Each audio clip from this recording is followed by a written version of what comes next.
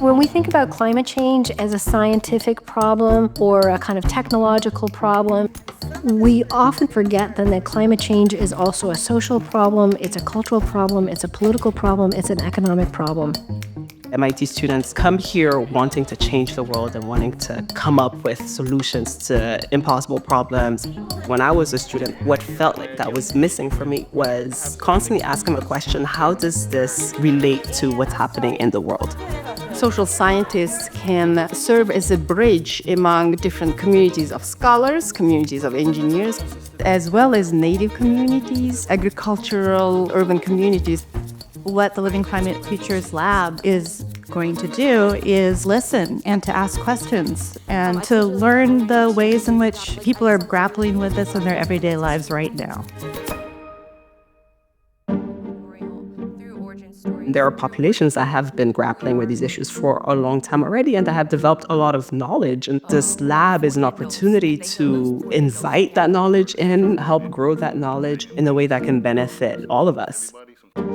We decided to do this conference a couple years ago, and the idea was, can we bring these community partners that we're working with to MIT, host this space, and see what comes out of this conversation? Ohio has a very certain idea of what farming is, and it's not what we're doing. These changes take time, and they take effort, and they need true dedication. Change happens at the speed of trust. And that speed of trust has a lot of different ways to get to it. We had indigenous leaders from the Pacific Northwest and from North Carolina. We had environmental justice groups from Chicago and from Boston. We had urban farmers from Ohio and from the New England area. When I deal with communities that are on the front line of an environmental stress, they often feel alone.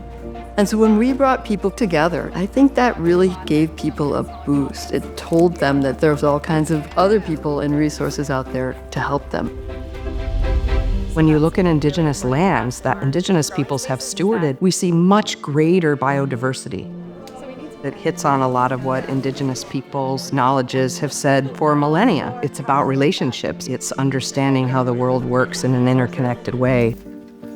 Working with communities, it is really important to build long-term relationships and not create extractive forms of relationships.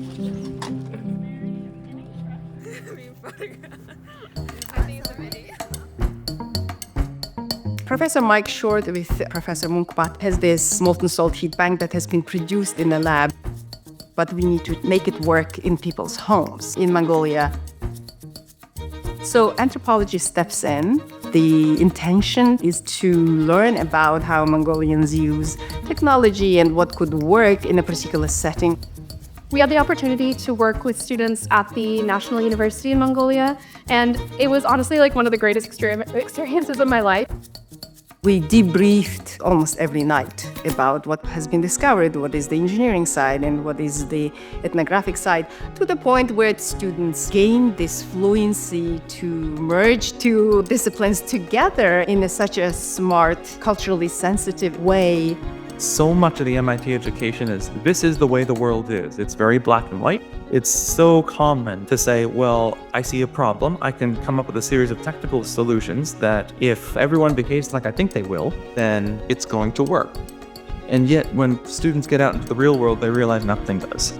It takes cultivating relationships. That's what our students have learned too. I learned so much more about the project and about what the future of this project could look like than I think if we had just gone alone.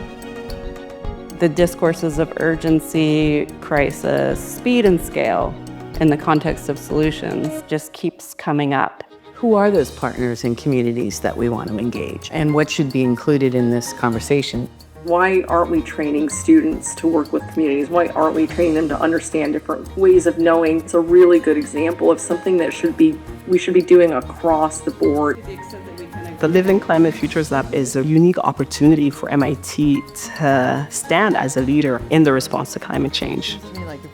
It's extremely meaningful for a school that is known for STEM to say, hey, the social and the cultural are as important as the technological and the scientific.